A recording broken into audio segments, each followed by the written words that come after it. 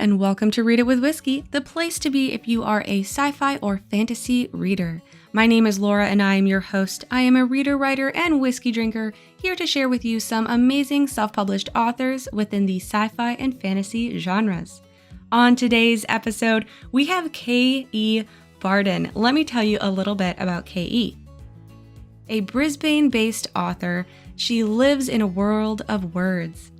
Her first novel, The Gilded Mirror, was completed during NaNoWriMo entirely on a mobile phone. She's an avid reader of fantasy and sci-fi. She also loves developing her craft and skill as a writer in competitions and challenges. K.E., like all of us, balances her full-time job with her love of writing, and she dreams of bringing magic into the many readers' lives who share her passion for great stories and wonderful adventures between the pages. It was so much fun talking with K.E. I can't wait to dive into this interview. But first, let me tell you a little bit about her book, The Gilded Mirror. Evelyn Rafter has only ever sought one thing, to avenge her father. So when she's hired by the gorgeous huntsman, she's thrust into a dangerous and dark quest to find the lost Princess Snow. Set against the dark forest of old fairy tales, in a kingdom ruled by an evil queen who consumes hearts for youth and power, Eve sets out on a journey with her closest companion, Porchid, a Riverbell fairy. Evelyn has a gift. Not only can she hit every target with her pair of twin golden knives, but she can also find lost things, a watch, a purse, even a person. Just not the one she longs for most, her father. With the huntsman's hero complex and Evelyn's only goal to acquire enough medallions to avenge her father, they become unlikely companions. What she didn't bargain for was the bloodthirsty queen, or the dwarves with split personalities, or a prince whose most endearing quality was his sneeze. Along their journey, Evelyn soon finds that her worst fears are not the creatures crawling from the shadows, but her own desires. Eve questions her own motives and choices, falling under the spell of the huntsman and pushing against a destiny predetermined for her. With dark secrets unraveled and trust broken, Eve begins to question the world around her and the one thing she trusted most, herself. With the princess encased in a crystal coffin hidden away in a magic realm, will she find a way to break the curse? Or will they all fall to darkness? Such a fun concept, so many fairy tales to talk about, so let's dive in with K.E. Barden.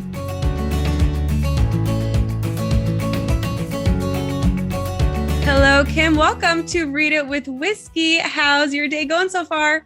Hi, it's so good to be here. I'm so excited to talk with you for a little bit, to talk all about your book, The Gilded Mirror, which I absolutely love. But before we dive into the actual book, why don't you tell our listeners a little bit about you and how you became a writer? Yeah, well, I'm from Australia. The accent didn't give it away. So The Gilded Mirror is my first little pet project that I did just to see if I could write a book. I've always sort of dabbled in writing a little bit.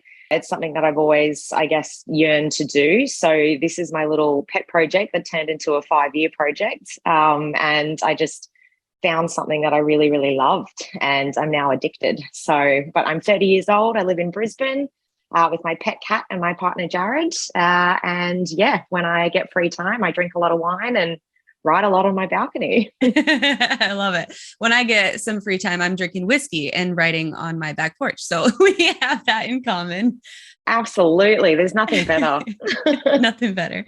So yeah, we have a couple different books that you already have out. So tell us a little bit about what you have published. And they're sitting right behind you. If people are watching the video here, we've got The Gilded Mirror and the second book, These Grim Fates. So tell us a little bit about these books. So as you can see, I got the first two. Book 3 will be out in November, but it is the start of a series. So The Gilded Mirror was written in 2018 and it came out March last year, but it's I guess a fairy tale retelling in, I guess, a Shrek versus Once Upon a Time versus Grim Fairy Tales type take with a sprinkle of fantasy and Lord of the Rings, I guess, if you want to put it in there. But yeah, it's been a huge project of mine and it's evolved so much, but I really wanted to, I guess, create something a little bit different, something that was really close to my heart, and especially after the original Grim Fairy Tales, which are quite dark, but they've got a lot of cool stuff in there, which I think is really underestimated and a lot of people haven't had the opportunity to read. I know. And I was going to ask you about that because this is after the Grimm fairy tales. And the Grimm fairy tales are very dark. If anybody has actually read the original, they're not the happily ever after stories of Disney that Disney makes them out to be. Absolutely not. They are so dark. And so, what inspired you or motivated you to kind of put your own spin on these fairy tales? I'm a huge fan of fairy tale retellings. I don't know if you are, but books like, I guess, the Cinder series by Marissa Meyer, a few like that. But fairy tales I've always had a bit of a fascination with, and myths and legends as well. It was actually, I don't know if you've heard of the fairy tale The Little Matchbox Girl. Yep. Yeah, it's a little unknown one, but a lot of people don't know about it. My mum was talking about it at this party, and I remember crying when I was 8 years old reading it. Yeah. And for some reason, it's horrible. For anyone who hasn't read it, it's about this It's little so girl sad. who sells matchsticks and ends up freezing to death in the snow while watching a happy family eat a meal at Christmas. It's horrible. But there's also something quite magical about it. And I think a lot of the older fairy tales do that. And I sort of wanted to capture that in a more modern way for our readers. And that's how The Gilded Mirror was born. The Gilded Mirror, the first book, is just, I guess, the tip of the iceberg. There's so much more happens in there. But with Grimm's fairy tales, there's so many of them that can be interweaved together in such a seamless, natural way. And I've tried to, I guess, really, really take on that. So what it originally started off as is completely different now. But yeah, we can thank the Little Matchbox Girl for that inspiration. So The Little Matchbox Girl, I watched just a silent film adaptation just with, the music instrumental background. And oh, it was just so sad because I had heard the story before, but then watching the actual like little cartoon remake and it's only like a 5 minute, not even a 5 minute film. And I was just like bawling my eyes out because it's just so, anyway. Was that, I think it came out in a short, like before Anastasia or something, didn't it? It came out, Maybe? It was like before one of the longer animated movies, I think, because I do remember that. Yeah. I think I ended up actually watching it in like a shorts type of like a compilation of a bunch of different shorts. And that's where I originally saw it. So yeah, all of those ones that they put before the movies nowadays. Yeah, they were all compiled into one. So much fun.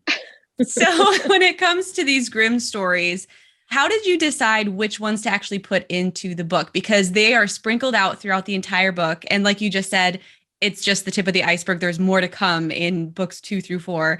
So how did you decide which stories that you wanted to highlight? I think Snow White was always going to be the main one, and go figure, it's not my favorite one either. So I don't know where I plucked that from. The Little Mermaid's actually my favorite one. Yeah. So it started off with that way. And then as I was writing, Rumpelstiltskin just seemed to fit in the beginning quite well. I guess without giving spoilers, Hansel and Gretel kind of weaved its way in. And then Jack the Beanstalk did. And the funny thing about this book, or I've sort of learnt my writing style, is that I let them grow themselves, and it has grown the series into what will be 5 books as opposed to 3. But I don't think it would have done justice if I hadn't done it that way. And they've all sort of grown themselves. And it's been really fascinating to kind of watch that magic come to life, because it's as if they've gone, "Ooh, it's my turn." So there's only a few small ones that I've purposely put in there, like a name of a tavern or something that relates to a minor fairy tale that not a lot of people will know about. But in general, they've done it themselves, and it's been quite interesting to watch. It's like magic, really. Yeah. I love retellings because you can pivot and spin the story in whichever way that you want to. And I think you did it in a really fun way. So you just mentioned there's actually going to be 5 books in this series now. Yes. Yeah. So Okay. I'm writing the finale right now. And it's definitely the finale. It's got finale vibes about it. So Finale we're on the vibes. home stretch. I love it. And is it going to be the same set of characters throughout all 5, or do we get to meet some new people that go along with the adventure? Yeah. There will be new people, but I'm not, as you know, with the 7 dwarves, it's kind of hard because you go immediately from 3 main characters to 12. And I didn't make their names easy. Sorry. But we definitely do see new characters, and a lot of them impact our main characters and our MCs in huge ways. I think there's maybe 1 or 2 that come in that play a bit of a main role. But otherwise, it's quite consistent with, Malik and Evelyn and Hansel and following those guys through their adventure. Yeah. So yeah, we're going to dive into the characters in just a little bit, but I would love for you to tell our listeners, why should someone pick up this book, or who should be the person to pick up this book? I think anyone who wants a sense of nostalgia, or anyone who loves a fairy tale or wants a little bit of magic. I'm very much an escapist reader. I love to read something to get away for a little while and suspend my belief.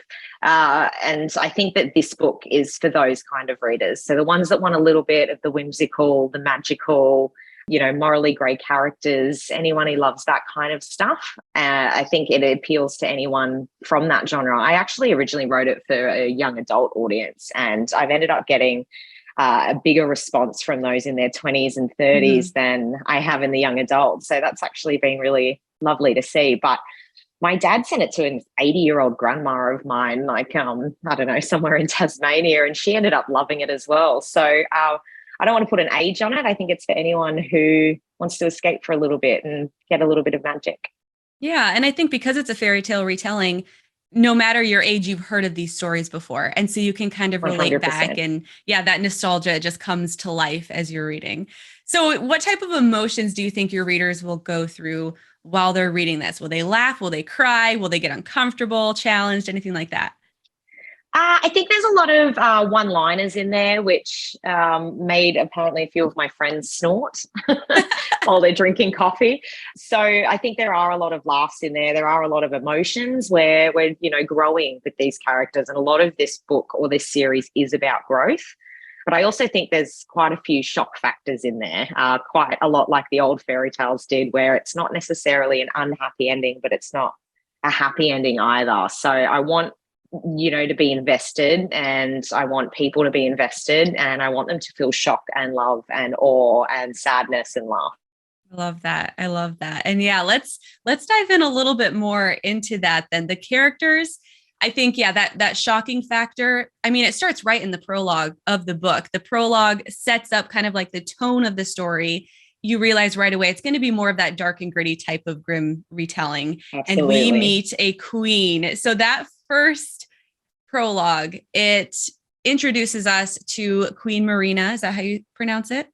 Marina or Morena, depending what country you're from. Right. And yeah, pronunciations, I always say the names of characters in my head one way, and then I'm talking to the author and I'm like, yep, I did not pronounce it that way in my brain, but it's fine.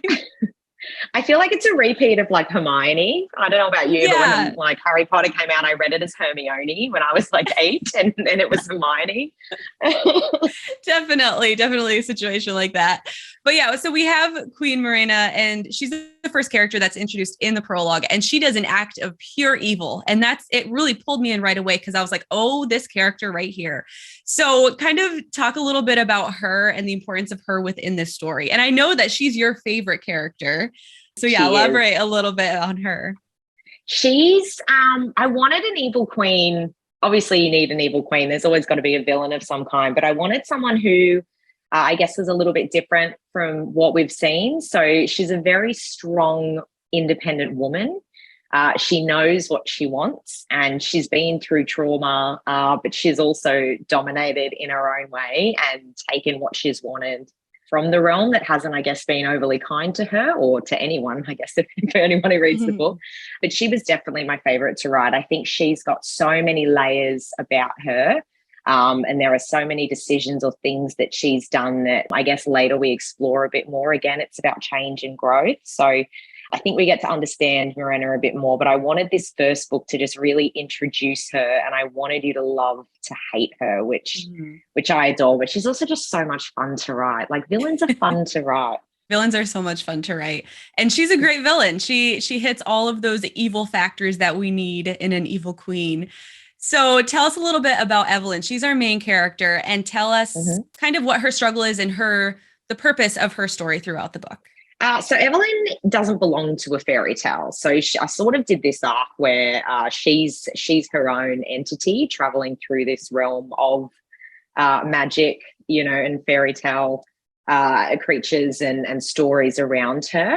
I guess that's where it's sort of a once upon a time similarity, except that it's not in modern times. It's still back in medieval fairy tale times. She's an interesting character because I loved Evelyn, and I understood her drive for vengeance, which is her main goal in this for her father, which if you read the book, you'll learn why. But most of the feedback I've received about Evelyn, believe it or not, people don't like her, which I found really interesting. So yeah, she's just really trying to find her way in the world, and she's trying to find, hope and some friends, and I guess try and find meaning in a realm, again, that hasn't been very nice to her. And she is finally starting to see things differently. And a lot of this is about her journey and, I guess looking at what vengeance really means. Oh, I love that. What vengeance really means. And yeah, I can understand why people wouldn't like her. I think that makes sense.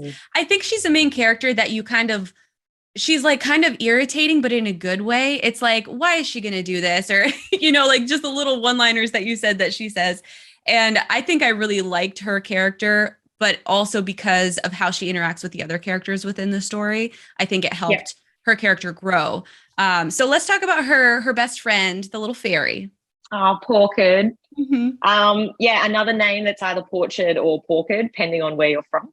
I had a podcast with this guy in the UK, and he said Porchard. And I was like, you know what, that actually works really well. So, I based her off Tinkerbell. I was going to say, did you do that? Yeah. Absolutely. I just love the sassy Tinkerbell that Disney made. Just that scene in particular where she's in the drawer. Peter, shoves her in the drawer, and she's trying to squeeze through the lock, and her butt's too big, and she gets really angry and jealous of Wendy. And I just wanted a sidekick like that. And I ended up creating a breed of, I guess, fairies called Riverbell, where they did something similar to Tinkerbell, where she changed colors based on her moods. But I wanted her to be a bit more, I guess, stable than Tink. So while she's got the mood, she's a little bit flirty. She gets distracted by shiny things. She doesn't trust humans too much, except for Evelyn. And I think, for two loners, their initial friendship, I just thought was a really beautiful thing, that it was about these two best friends just starting off from chapter one with two completely different personalities. Definitely. They're very, very different, but her loyalty too, I think, was really impressive because she is so loyal to the people who she loves. And I just really liked her throughout. And I liked the concept of the color, and she was great. She was one of my favorite characters, even though she doesn't speak and she doesn't have that type of dialogue. I think that made it even better. All right. So talk a little bit about Hansel and Malik. Who are they? Yes. So Hansel is the huntsman of our story. So he hires Evelyn to go find the lost Princess Snow. And he ends up doing it with his best friend, Malik, who is a troll. Go figure, Malik seems to be one of the top favourite characters of the series, which really surprised me. He's just nothing what you would expect a troll to be. He is well-read, he's loyal, he's, emotional, he's not aggressive, and he really, again, loyalty, loves Hansel. There's a strong bond there of bromance. And it's really nice to see, especially considering in my particular storyline, there is quite a bit of, I guess, racism between species and who belongs where and who does what and what they should be doing. So seeing, Hansel with a troll straight away, I think sort of set that precedence of they're different and they think differently, and I guess what they're up against in the view of how they're being judged or what their expectations are. Yeah. Oh, I like that dynamic, that friendship.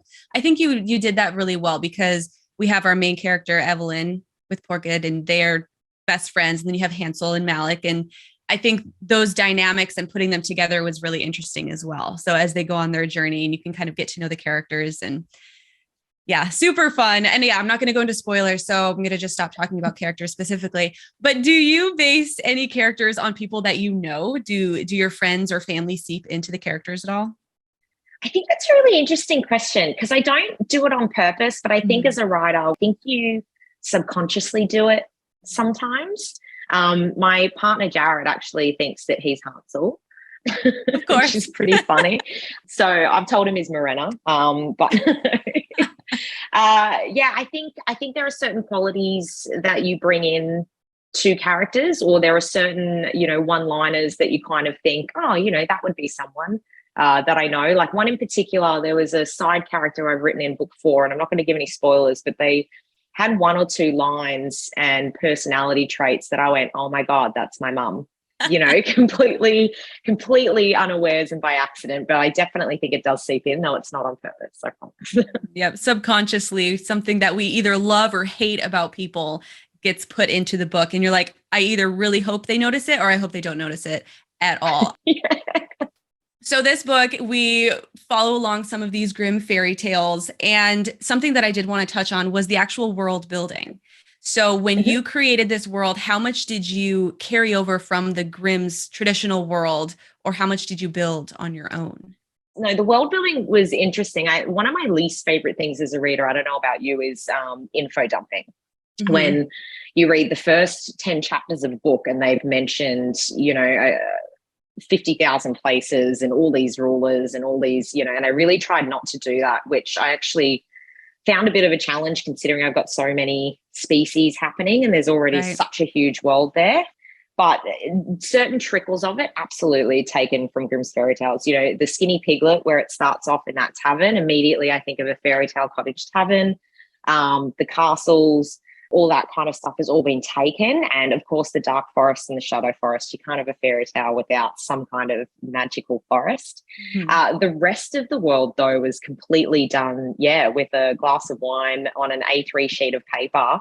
And it just built itself from there. And initially, I wasn't going to share it with anyone. It was more so I could gauge where they were traveling. Were they north, south, east, west? And I'm terrible with geography and directions, so I needed this personally.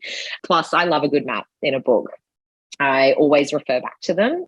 So, I would say, about 40% is based off certain fairy tale, pieces or informational places. And some of them is completely made up just to help me navigate my own storyline. So, yeah.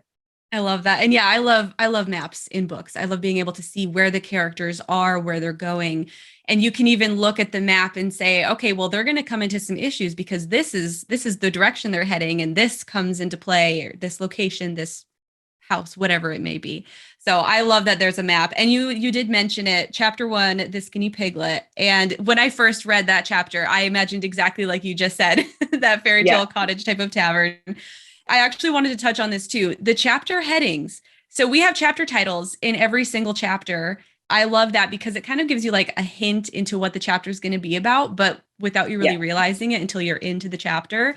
So the Skinny Piglet is chapter number 1, and it moves forward. You can read all the different chapter titles, kind of get an idea of what the book's going to be about. But why did you decide chapter titles? Like, what was the decision behind that? Honestly, I don't know. It's like the Roman numerals. If you ask my beta readers who read my books, like while I'm editing and I get feedback from, they hate the Roman numerals. And a lot of them as well question the titles, especially if a chapter doesn't relate to that title. So they'll be like, what does this mean? Or, anything like that. But I think I just went for, I wanted to go, I guess, for when you have the story where you've got like the 3 little pigs or the Little Mermaid or the Golden Goose. I wanted, I guess, to create that whimsical feeling and giving it a chapter titles where it's, the Tricks of the Trade or the Skinny Piglet or any of those. I felt like it just added to that theme. And it ended up sticking, and I ended up having a lot of fun creating those titles. I've heard both sides of the spectrum. Some people love creating the chapter titles, and then other people, they're like, I did it in book 1 and now I have to do it in book 2 and I'm really struggling. So is it throughout the entire series, the chapter titles? Throughout the entire series. I think, though, from book 2 onwards, I've made it a bit more consistent. Every chapter starts with a the. So it's always, the something or rather, whereas in book 1, I think I was still kind of finding my way with that. But it's definitely a theme that, book 3 and book 4 and even book 5 that I'm writing at the moment, I've kept that consistency of the something or other. So fun. Some of them are really challenging. Definitely there are a few chapters where it just says new chapter in big capital letters and I just go, I don't know what to call it. But some of them, I'll write it down and I'll just chuckle because, it's a play on words or a play on a fairy tale. And sometimes I wonder who'll get it. Yeah. Have you ever had to pull your beta readers in to help you name a chapter before? Absolutely. Yeah. Yeah. Awesome. I love that when beta readers get really invested and they like send out ideas of what you can put in or little tweaks, things like that. Super fun. It's so great. One of them, we had a few wines one night and she made up her entire alternative ending. She's read the first four. And it was just really interesting hearing what she thinks is going to happen or what she thinks is supposed to happen. I think the most enlightening thing about it is I was like, you've got so much. I'm going to, you're going to laugh and cry and hate me. And then the other part, I actually changed one character's ending entirely because hers was way more suited and far more true to character than what mine was. So I have changed the character's ending based on her theory. So yeah. Very cool. Oh, that's exciting. What a time to be a beta reader. I love it. All right. So you actually wrote the beginning of this book during NaNoWriMo. And for those listening, NaNoWriMo is National Novel Writing Month. It takes place every November. And then you have Camp Nano in April and July. The idea behind NaNoWriMo is to write 50,000 words in 30 days. And so were you able to accomplish that within NaNoWriMo? And how long did it actually take you to write this first book? The first book's an anomaly in itself. NaNoWriMo was coming up and I thought, you know what, this is it. I'm going to do it. I'm going to write like an Ella Enchanted. It's going to be one book and it's going to be awesome. Anyway, 10 into 5, as you know. I ended up writing, I think for that month, 77,000 words in 30 days. And I did it entirely on my mobile phone. I have little calluses on my pinkies from where I did it, but I ended up finishing the entire book, which is about 97,000 words in total. I ended up writing it in about 7 weeks. So it took me about 3 weeks after Nano to finish it. And then I just let it sit down for, 3 months and ignored it until I could start to see if it actually made sense. Yeah, go back and autocorrect. Yeah. Like, autocorrect was not my friend. Oh gosh. Yeah, I couldn't imagine writing it on my phone. Like I don't even really like texting. And so writing it on my phone, I did actually purchase a Bluetooth keyboard so then I could use my phone, but I could actually like have a full keyboard and then still be out and about wherever I want to be. And it's been a game changer, really, because I can be anywhere and typing because I just can't do the typing on the phone. But props to you. 70,000 words in a month, 77 in a month on your phone. Very impressive. So were all the other books like that? Never done it again. No, no, absolutely not. I think the year after that was 25 and then I hit 47. So I was so close.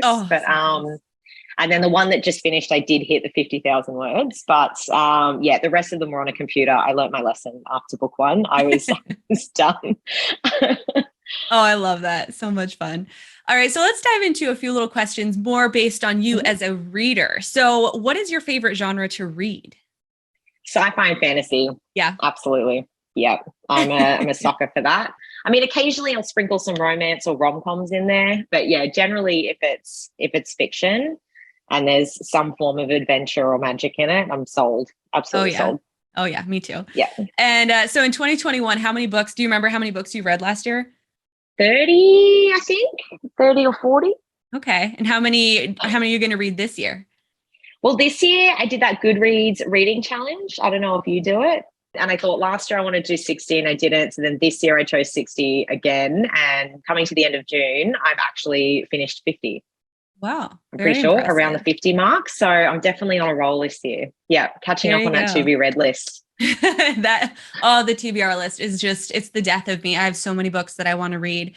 But yeah, as writers, we all start as readers. And so it's fun to learn about the reading habits and what types of books kind of foster that inspiration for writers. So what are you currently reading? Reading anything good right now? I'm currently reading Laini Taylor's new book, Strange the Dreamer.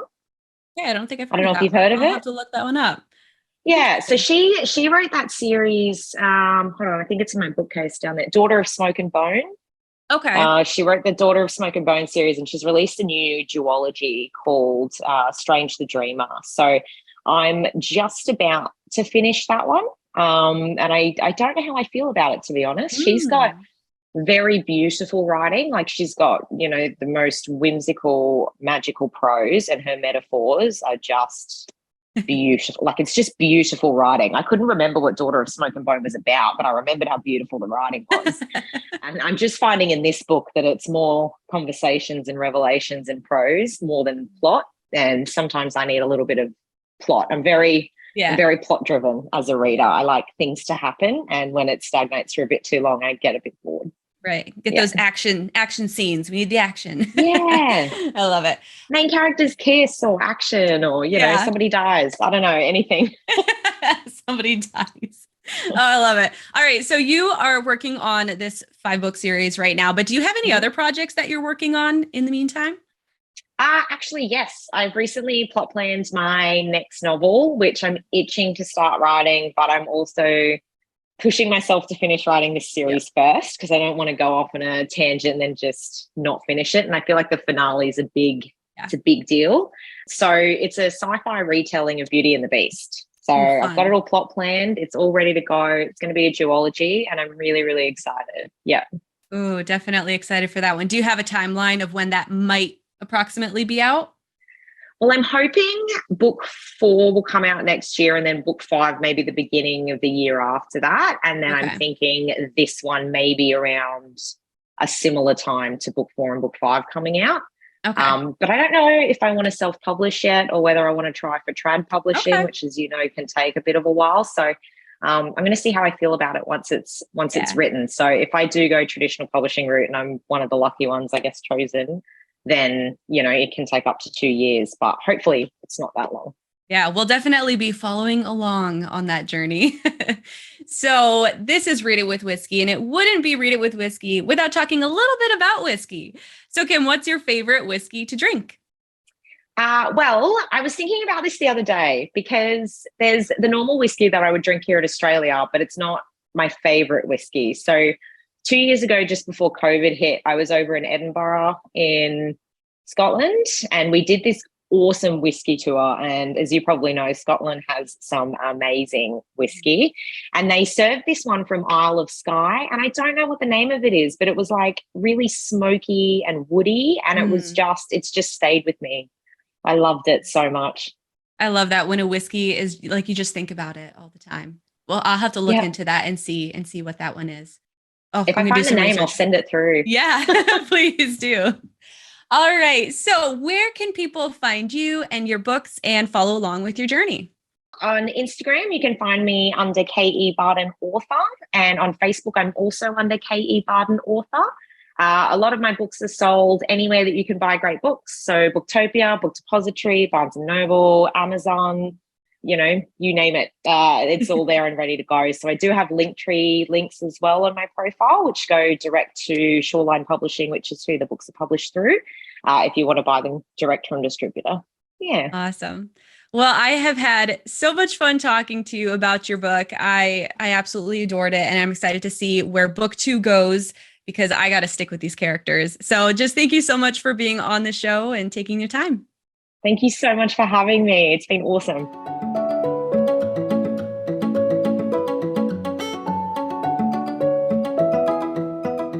I am such a sucker for fairy tales, you guys. I had so much fun talking with K.E., talking about all the different fairy tales and the twists and turns within this story. And you guys, K.E. is such an amazing person. It was only about a week after we interviewed and I got a package in the mail and she had sent over book 2, These Grim Fates. Oh my goodness, you guys. I have a lineup of books to read for Read It With Whiskey, but I am probably going to end up sneaking this one in between a few of the episode books because I'm so excited to find out what happened to our lovable characters, Eve and Porchid and everybody. So I just wanted to take this time to just say thank you to K.E. for sending me book 2. I'm just so pumped to finally dive into this one. Maybe within the next week, we shall see. All right, next time on Read It With Whiskey, we're going to be talking to S.J. Pratt. She is the author of The 716, The 716, The 716, 716, 716, I don't know. We're going to talk about it in the interview. We will figure this out on what people are calling this book because numbers are weird. Anyway, this is a really, really fun science fiction book. Total feminism concept strung throughout the entire book. basically the world that they live in, men and women, their position in the world is completely flipped from what we are used to in our world. So talk about feminism, talk about the political stuff going on in the world.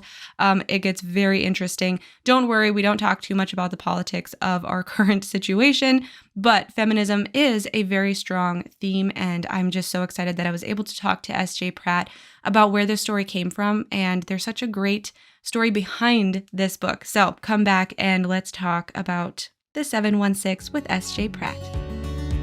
You've been listening to an episode of Read It with Whiskey. I am your host, Laura Juntunen, and I just wanted to personally hop in and say thank you so much for listening. Your support of the podcast means so much to me, and I would really appreciate it if you could go onto your favorite podcast platform and rate and review the show. By rating the show, you're going to help more people find the podcast so then we can grow. Once you review the show, share it on your social media, share your favorite episode with your friends, and come back next time to hear more from self-published authors. I'll talk to you soon.